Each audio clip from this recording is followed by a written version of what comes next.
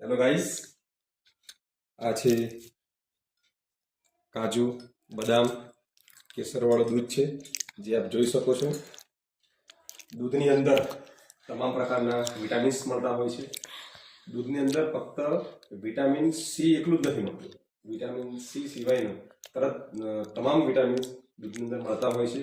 તો દૂધની અંદર કાજુ બદામનો પાવડર છે મિક્સ કરી શકાય છે, હળદર પણ મિક્સ કરી શકાય છે. હળદર મિક્સ કરવાનું કારણ કે આપણને કફ થતો નથી. આપણને ઉધરસ થઈ હોય, કફ થયો હોય તો હળદરવાળું દૂધ પીવાથી આપણને ઉધરસ કફ મટી જતી હોય છે.